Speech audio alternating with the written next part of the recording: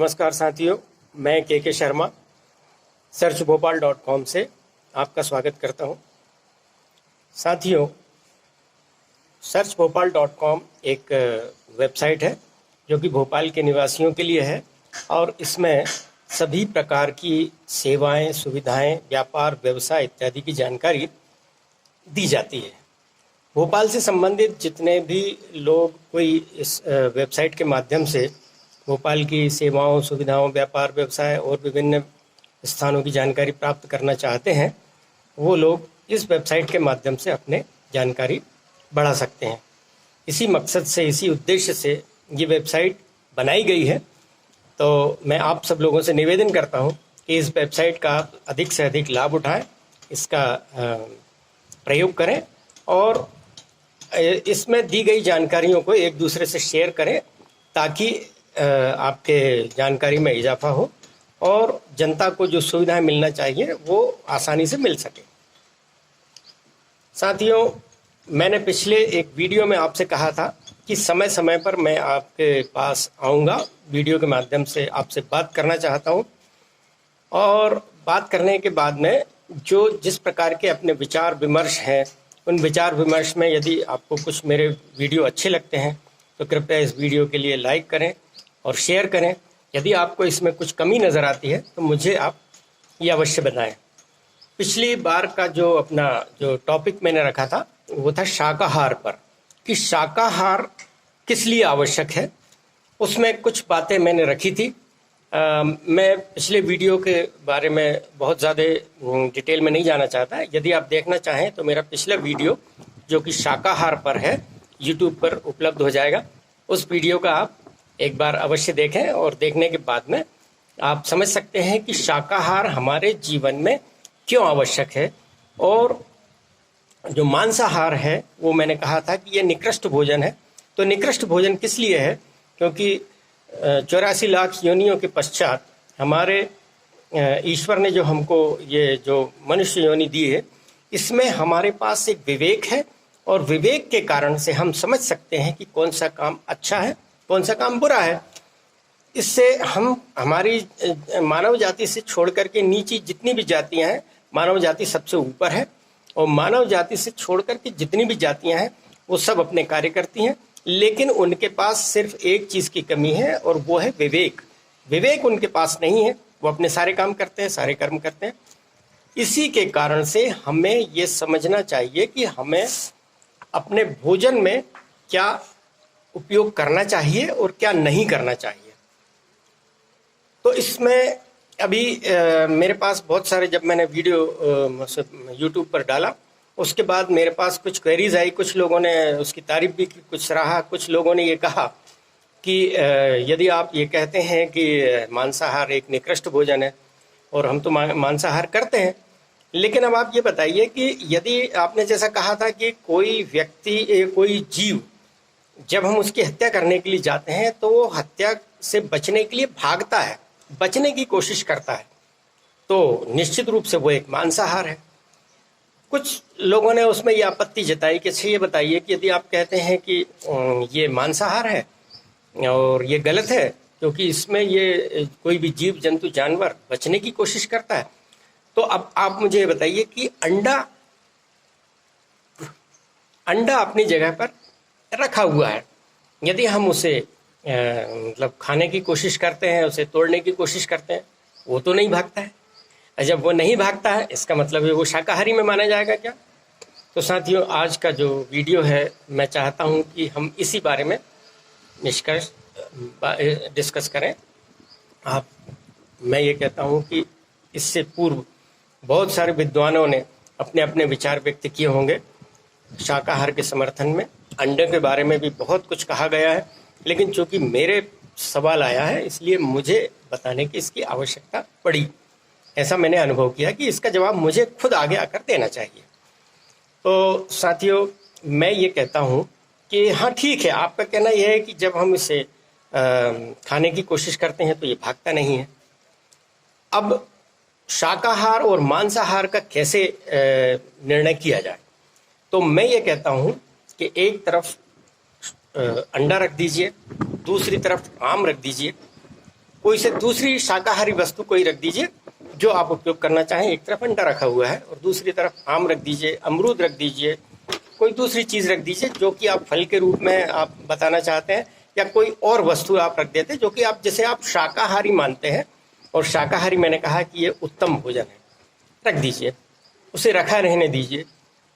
1 दिन, 2 दिन, 1 हफ्ते, 2 हफ्ते, 10 दिन, 20 दिन, 1 महीने रखे रहने दीजिए।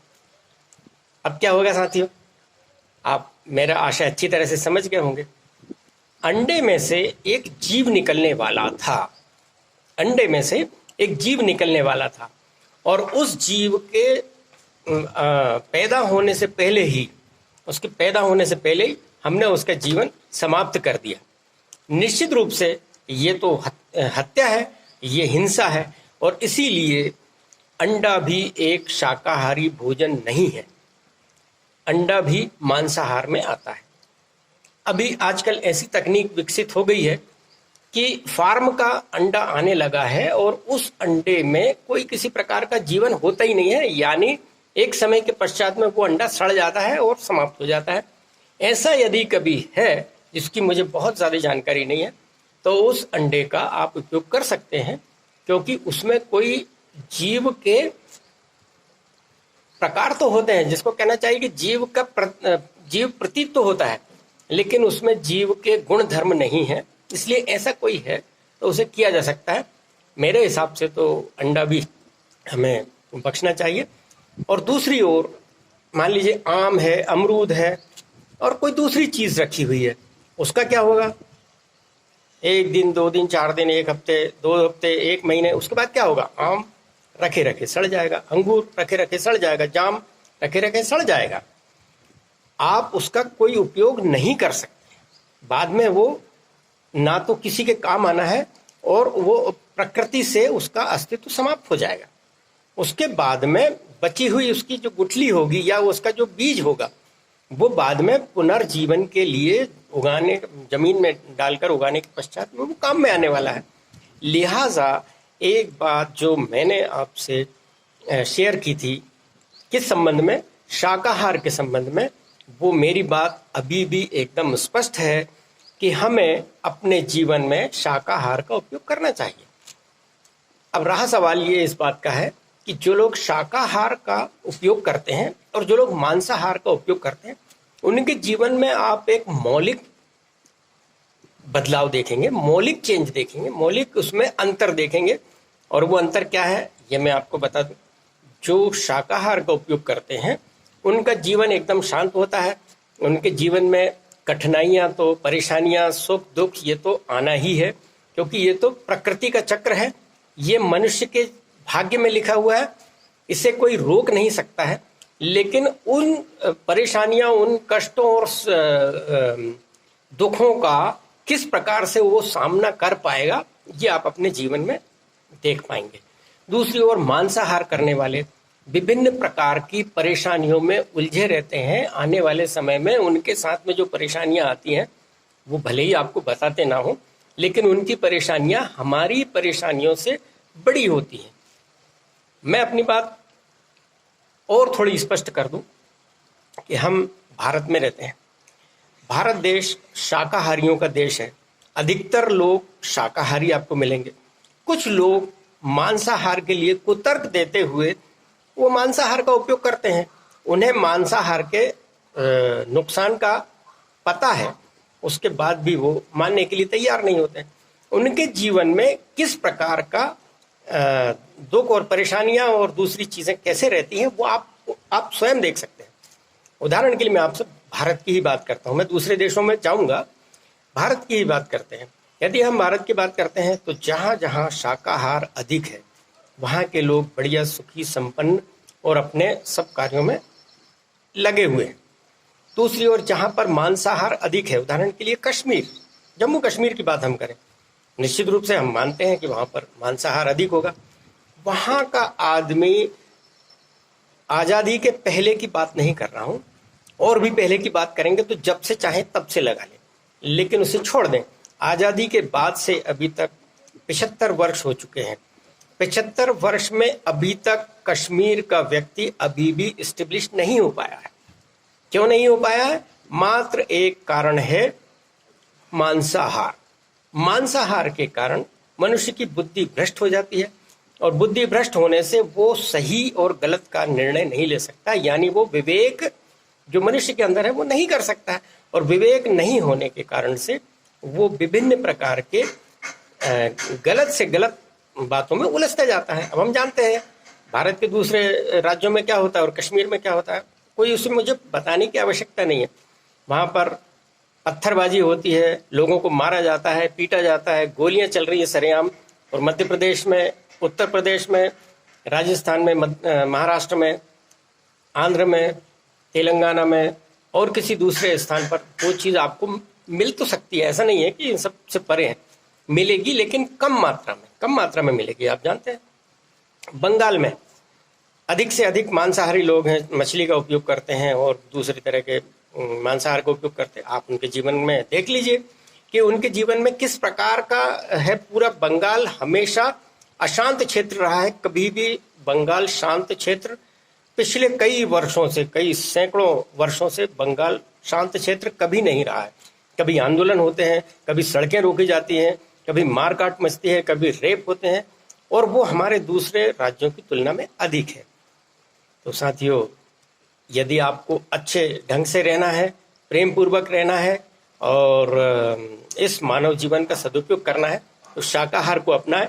और यदि आप मांसाहार का उपयोग करते हैं तो ये एक अपने आप में रिव्यू कीजिए, अपने आप में एक आप देखिए कि मांसाहार करने से मेरे जीवन में ये जो परेशानियां हैं वो शाकाहारियों से कम है या अधिक है।